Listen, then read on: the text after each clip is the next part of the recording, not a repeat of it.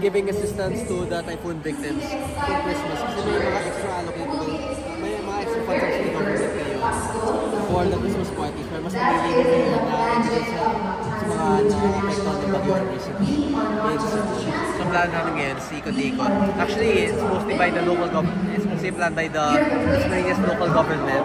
Tapos ako, sumama na ako kay Mayor Jenny. So ano po yung reaction niyo po na may suspension para sa iyo sa ginawang paninitigan? Nasabi ko na lahat ng naging reactions ko noon. I accept the decision, but at the same time, I'm still against that type of suspension, especially in the case, especially yung sitwasyon ng bansa natin ngayon. We know plenty of congressmen are guilty, and we know plenty of congressmen must be held accountable for their crimes. And my suspension will decrease the amount of pain and trust the people have in Congress as the institution as a whole.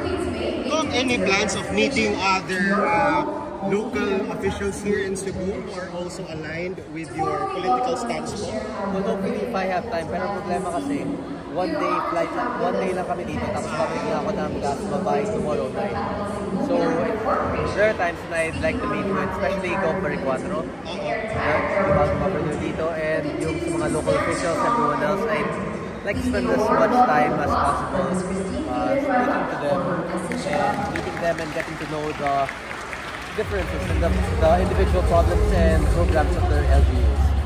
One last siguro kung, sorry for asking this, ano po yung plans po natin for the next 2 months po while tayo po ay Next 2 months, well, Christmas break muna, so enjoy. Kaya kami sa mga, especially yung mga congressmen na very close within their LGUs.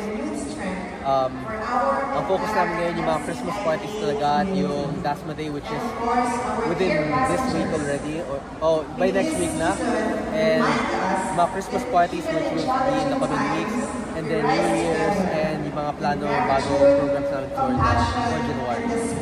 So mostly focus on LGU muna ako habang nakasulat.